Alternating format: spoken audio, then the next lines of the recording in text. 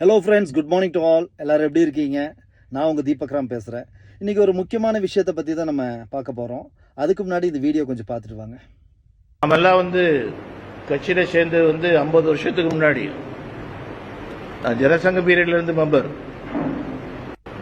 அந்த காலத்திலிருந்து எதுக்கு வந்தோன்னு சொன்னாச்சுன்னா, ஒரு மனிதனுக்காக வரவில்லை,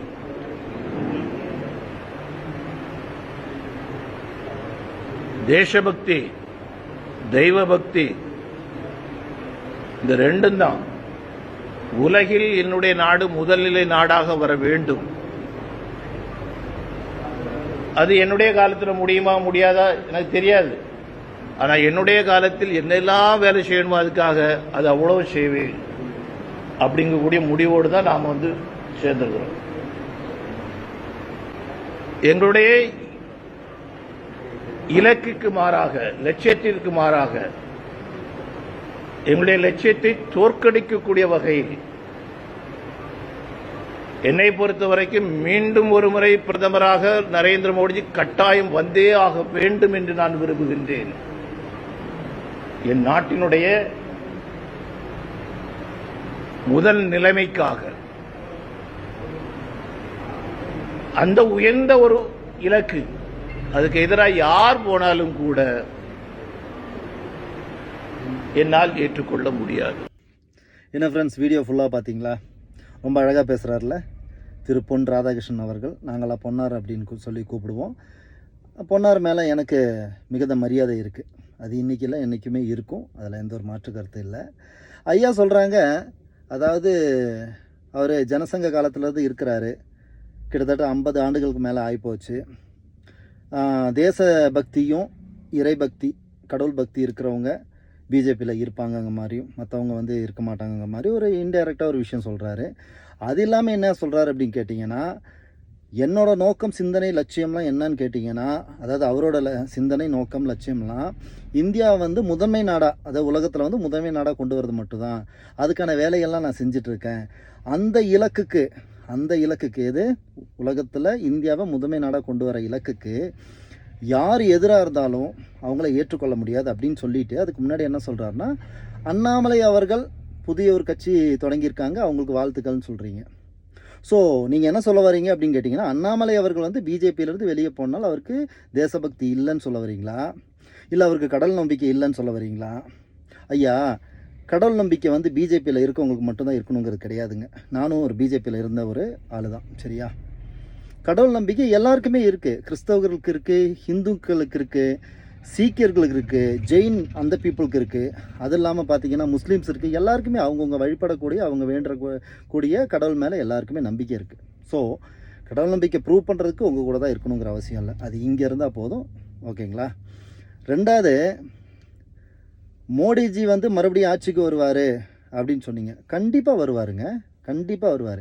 இன்றைக்கி உலகத்துக்கு ஒரு எடுத்துக்காட்டாக அவர் இருக்கிறாரு. நல்ல ஒரு பிரதமர், நல்ல ஒரு மனிதர். ரொம்ப சிம்பிளாக, எந்த ஒரு தனி மனித துதியும் எதிர்பார்க்காம, விரும்பாமல், நான் செய்யக்கூடிய வேலையை தெளிவாக செய்வேன், என் நாட்டு மக்களுக்காக செய்கிறேன்னு சொல்கிறார். அதில் இங்கே யாருக்குமே மாற்று கருத்தே கிடையாது. அவர் மறுபடியும் வருவார், வரணும், வர வைப்போம். பிரச்சனை இப்போ அது இல்லைங்க. ஐயா சொன்னீங்க, கிட்டத்தட்ட 50 ஆண்டுகளுக்கு மேலே நான் பாரதிய ஜனதா கட்சியில் இருந்து என்னோடய வேலைகளை செஞ்சிட்ருக்கிறேன். நான் இருக்கக்கூடிய காலகட்டத்தில் இது நடக்குமான்னு தெரியாது, ஆனால் அந்த வேலையை செஞ்சிட்ருக்கேன்னு சொல்கிறீங்க. ஃபஸ்ட்டு உங்களை நீங்கள் நம்புங்க. நான் ஒரு வேலையில் இறங்க போகிறேன்னா இது நடக்கும்னு நினச்சி நான் இறங்கினா மட்டும்தான் அது நடக்கும், இல்லாட்டி நடக்காது. நீங்கள் இது நடக்குமா இல்லையாங்கிற சந்தேகத்தோடையே 50 வருஷத்துக்கு மேலே ஓட்டிட்டீங்களே ஐயா, என்ன நியாயங்க இது? சரி, அது ஒரு பக்கம் இருக்கட்டும். ஐயா, 50 வருஷத்துக்கு மேலே நீங்கள் பாரதிய ஜனதா கட்சியில் இருக்கிறீங்க. அது ஒரே சிந்தனை.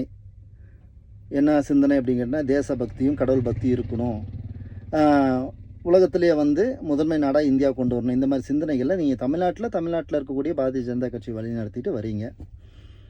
எனக்கு ஒரே ஒரு கேள்வி என்னன்னு கேட்டிங்கன்னா, 50 வருஷத்துக்கு மேலே இருக்கிறேன்னு சொல்கிறீங்க, தேசபக்தி கடவுள் பக்தி இருக்கிறவருன்னு சொல்கிறீங்க.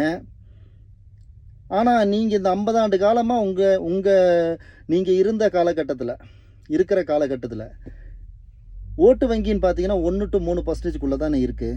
அப்படின்னா இந்த 50 வருஷத்தை நீங்கள் வேஸ்ட்டாக ஓட்டிட்டீங்களா? சொல்லுங்கள். இந்த 50 வருட காலம் தேசபக்தியும் கடவுள் பக்தியும் சும்மா சொல்லிட்டு நீங்கள் சீட்டை தேய்ச்சிட்டு இருந்தீங்களான்னு கேட்குறேன். தப்பாக எடுத்துக்காதீங்க. ஏதாவது தப்பாக பேசினா மன்னிச்சுக்கோங்க ஐயா.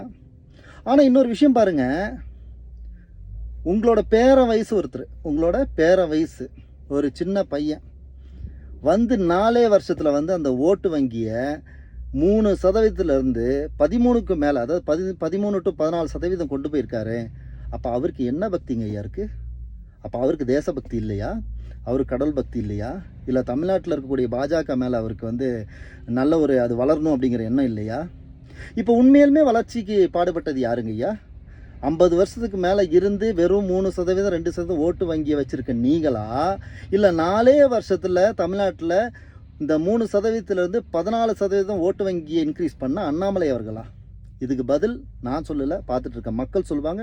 நீங்கள் உங்கள் மனசாட்சி கேளுங்க. அண்ணாமலை அவர்கள் என்னை மன்னிக்கணும். நீங்கள் சொல்லியிருக்கீங்க மற்றவங்களை விமர்சனம் பண்ண வேண்டாம், நம்ம வேலையை நம்ம பார்ப்போன்னு.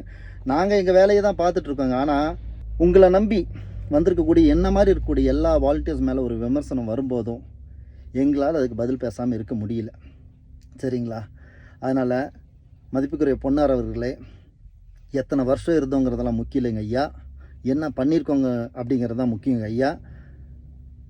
தமிழக பாஜகவுக்கு இது வரைக்கும் நீங்கள் ஒன்றும் பண்ணலிங்க ஐயா. இனிமேலாச்சும் அதை பண்ண முயற்சி பண்ணுங்க ஐயா.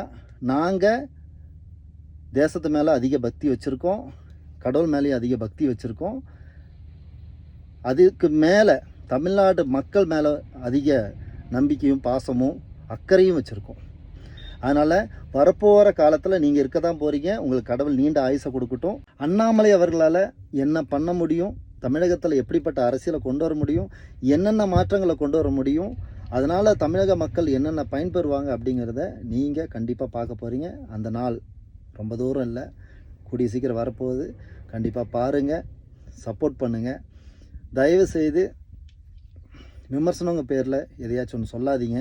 ஏன்னா எங்கள் தலைவர் எங்களை வந்து யாரையும் விமர்சனம் பண்ண வேண்டாம், நம்ம வேலையை பார்க்கணுன்னு சொல்லியிருக்காரு. பட் இந்த மாதிரி வந்து எங்கள் தலைவரையும் என்ன மாதிரி இருக்கக்கூடிய வாலண்டியர்ஸை நீங்கள் ஏதாச்சும் ஒன்று சொல்லும்போது ஏதாச்சும் ஒரு பதில் சொல்ல வேண்டிய கட்டாயத்துக்கு தள்ளப்படுறோம். அதை தவறாக எடுத்துக்காதீங்க. நன்றி.